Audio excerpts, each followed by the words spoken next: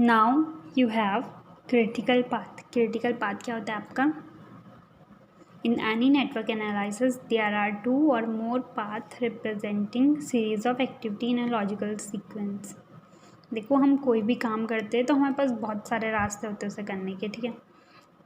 तो let us take an example. ये देखो आपका है 1 2 4 5 6। सपोज़ आपको 1 से लेके 6 तक पहुंचना है, तो आपके पास दो पाथ हैं, या तो 1 2 4 5 6 जाओ, या तो 1 3 5 6 जाओ, ठीक है। दो पाथ है आपके पास, वन और इवेंट 2। इवेंट 1 और इवेंट 2 के बीच में एक एक्टिविटी है जो कि कितना टाइम ले रही है? 5 डेज़ का टाइम ले रही है। इवेंट 2 और 6, इवेंट 2 और 4 के बीच 6 डेज़ का टाइम, मीन्स ये जो एक्टिविटी है 6 डेज़ का टाइम ले रही है। सिमिलरली ये 5 डेज़ का ले रही है, यहाँ पे भी 5 डेज़ ले रही है। मैंने क्या कहा? 1 से लेके 6 तक जाना है, तो आपके पास दो पाथ है, ठीक है। या तो इस रास्ते जाओ 1 2 4 5 6, या तो इस रास्ते जाओ 1 3 5 6। अगर आप ऊपर वाले रास्ते जाते हो, मीन्स दो पाथ एज्यूम करो, पाथ ए से जाते हो 1 2 4 5 6, 1 2 4 5 6, तो कितना टाइम ले रहा है? टोटल टाइम कितना ले रहा है? 1 से 2 तक 5 डेज़, 2 से 4 तक 6 डेज़, 4 से 5 तक 5 डेज़, और 5 से 6 तक 5 डेज़, तो टोटल टाइम कितना हो गया? 21 डेज़। अब पाथ बी है 1 3 5 6, 1 3 5 6 के थ्रू जा रहे हो तो कितना टाइम ले रहा है? 5 + 7 + 5 = 17 डेज़। तो क्रिटिकल पाथ क्या होता है आपका? लॉन्गेस्ट पाथ होता है। क्रिटिकल पाथ क्या होता है? लॉन्गेस्ट पाथ होता है। किसी भी प्रोजेक्ट को करने के लिए जो लॉन्गेस्ट पाथ है, हम उसको ही क्रिटिकल पाथ कहते हैं, ठीक है। The path which determines the maximum time required to complete the project is termed as critical path. उसे क्या कहते हैं? Critical path.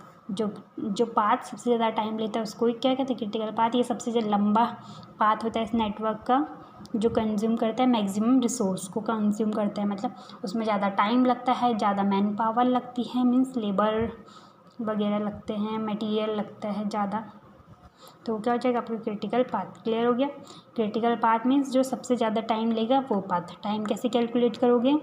ये जो एक्टिविटी कितना टाइम ले रही है, जिस पाथ से जा रहे हो उन एक्टिविटीज़ को कंप्लीट होने में कितना टाइम लग रहा है, टोटल कैलकुलेट कर लोगे। फिर इन दोनों में से जो यहाँ पे तो सिर्फ 2 हैं, आपके पास कितने बहुत सारे पाथ भी हो सकते हैं, 4-5 पाथ भी हो सकते हैं, फिर आपको सब में से कैलकुलेट करना है, जो मैक्सिमम आएगा वही क्या हो जाएगा आपका? Critical path. 10 इन दोनों में से क्या है? 21 ज़्यादा आ रहा है, इसलिए path A is the critical path, क्योंकि कितना 21 डेज़ ले रहा है और दूसरा कितना ले रहा है? 17 डेज। जो क्रिटिकल पाथ होता है आपका, उसको आप डबल लाइन से शो करोगे, जैसे यहाँ पे शो हो रखा है। नेक्स्ट है आपके पास earliest expected time. Earliest expected time क्या होता है? It is very important to note that all the time estimate, जैसे optimistic time, most likely time, pessimistic time, include the expected time TE refers to an activity or job connecting two events. Earliest expected time क्या होता है आपका? जो जल्दी से जल्दी कब हम एक एक्टिविटीज़ को शुरू कर सकते हैं। Time when any event can be expected to be completed. ये एक एवरेज टाइम होता है, जो हमने ऊपर पढ़ा था, TE से डिनोट किया था, ये एक्सपेक्टेड टाइम था, वो एक्सपेक्टेड टाइम और एवरेज टाइम। तो अर्लीस्ट एक्सपेक्टेड टाइम मतलब जल्दी से जल्दी कब हम किसी इवेंट को शुरू कर सकते हैं।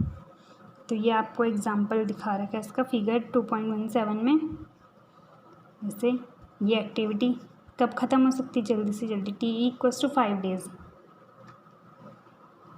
सिमिलरली 2 से 4 जो एक्टिविटी है वो कितना डेज़ ले रही है? 6 डेज़ का टाइम ले रही है।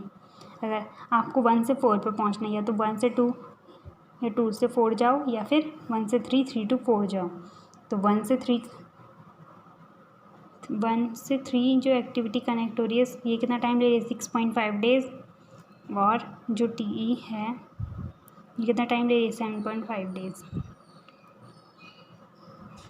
तो दोनों को ऐड कर लोगे, या तो पाथ ए से जाओ, दोनों टाइम को ऐड कर लो, 6 और 5,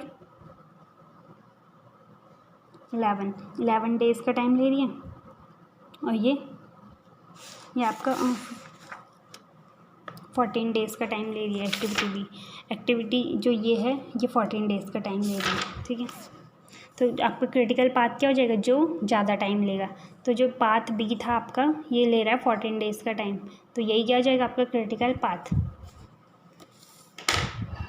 but it has been stated that no event can be complete until all activities preceding to it completed. कोई भी इवेंट तब तक कंप्लीट नहीं माना जाएगा जब तक उससे पहले वाली एक्टिविटी क्या हो रही है आपकी, कंप्लीट नहीं हो जा रही, ठीक है। On the other hand, we can say that earliest expected time in a network for a particular event is always along the critical path. On the other hand, हम क्या कह सकते हैं, earliest expected time क्या होता है network का, क्या हो सकता है earliest expected time, वही जो critical time होता है, critical path होता है, उसी के along क्या होगा आपका earliest expected time. नेक्स्ट है आपके पास latest start time. Latest start time क्या होता है, it is another time estimate related to an event. It is defined as the latest time by which an event must take place to keep the project on schedule.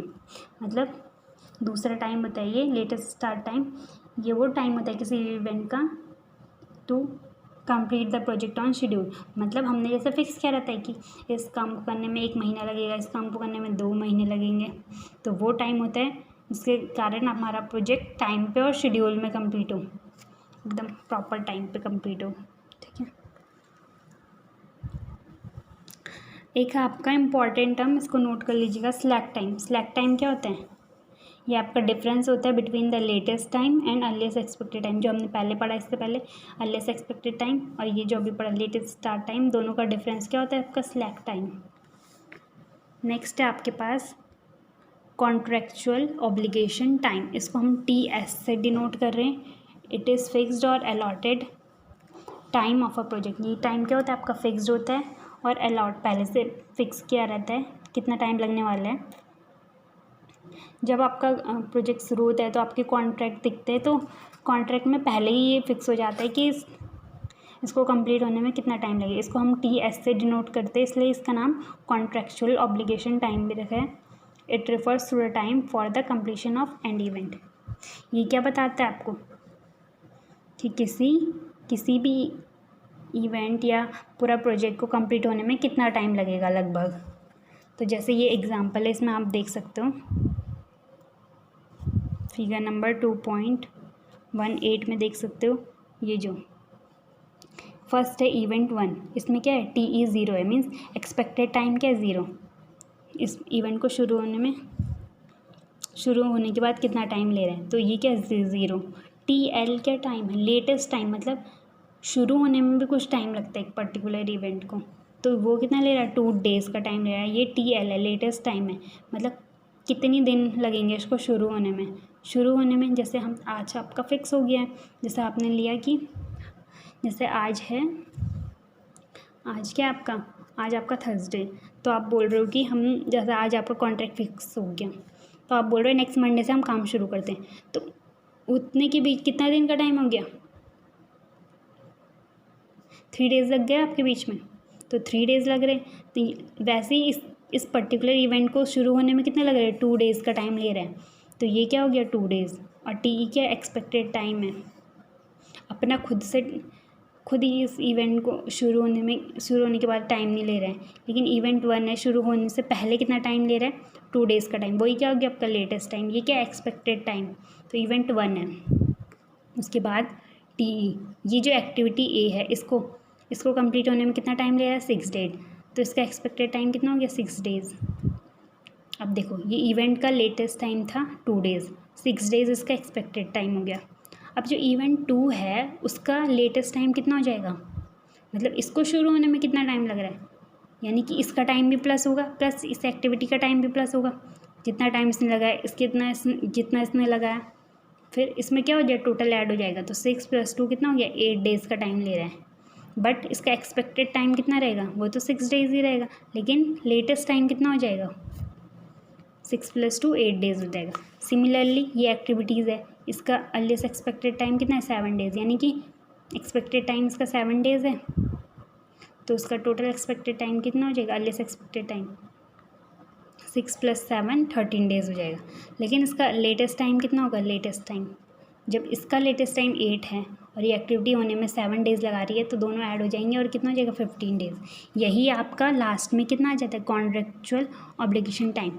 जैसे हम किसी भी contractor को contract देते हैं और हम बोलते हैं कि हमारा सामने पेमेंट दे दी और हम बोलते हैं कब तक प्रोजेक्ट, तो बता देता है 3 महीने में आपका हाउस बन के रेडी हो जाएगा। तो कैसे बताता है वो, ये लेटेस्ट और ये ऑब्लिगेशन टाइम को, कॉन्ट्रैक्चुअल ऑब्लिगेशन टाइम को कैलकुलेट करके ही आपका बताता है। लेकिन उन लोग को तो एक्सपीरियंस होता है, वो एकदम से बता देते लगभग इतना टाइम लग जाएगा। लेकिन आप कैलकुलेट कैसे करोगे, ऐसे करते हैं, थियोरेटिकली इसको ऐसे कैलकुलेट करते हैं। The earliest expected time is 13 days. तो ये अर्लीस्ट एक्सपेक्टेड टाइम आपका 13 डेज़ हो गया। और ये कॉन्ट्रैक्चुअल ऑब्लिगेशन टाइम TS से डिनोट कर रहे हैं इसको ही। टोटल लेटेस्ट टाइम है, लेटेस्ट टाइम किसका है, इवेंट 3 का। और contractual obligation time total project का कितना हो गया, 15 डेज़।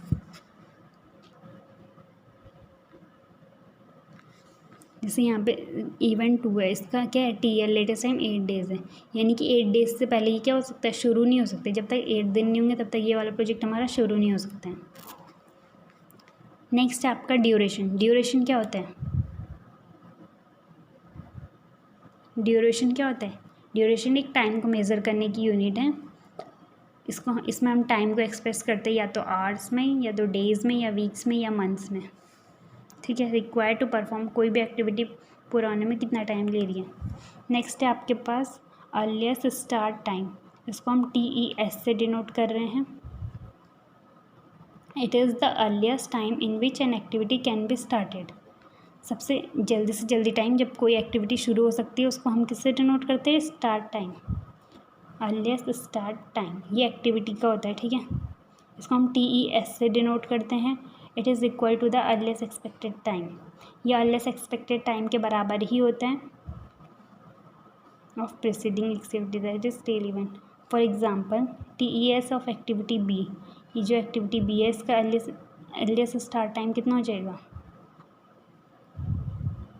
जो एक्टिविटी B है इसका अर्लीस्ट स्टार्ट टाइम कितना होगा, ये था 6 डेज़। 6 डेज़ से पहले ये शुरू नहीं हो सकती है।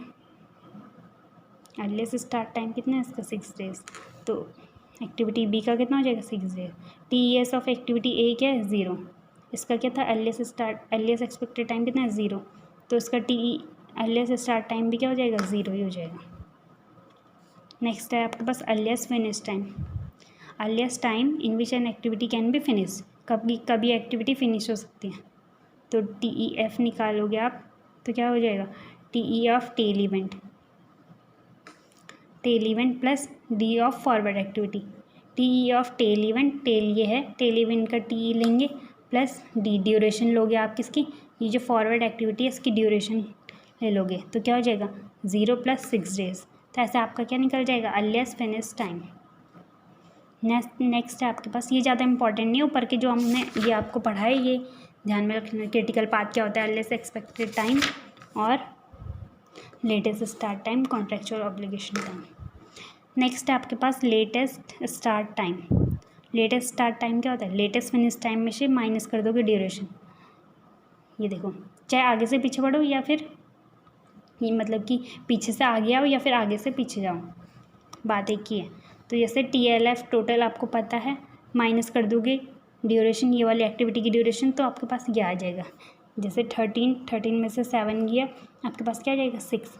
तो जैसे आपको एक्सपेक्टेड टाइम पता है इसका, इसमें से एक्टिविटी की ड्यूरेशन माइनस कर दोगे तो एक्सपेक्टेड टाइम किसका आ जाएगा, इस एक्टिविटी का आ जाएगा, सॉरी इस इवेंट का, ये क्या आ जाएगा, अर्लीस्ट स्टार्ट टाइम। सिमिलरली जैसे आपके पास क्या है, TL लेटेस्ट टाइम पता है 15 डेज़ है इसका, इसमें से 7 करोगे तो कितना आ जाएगा, 8 डेज़।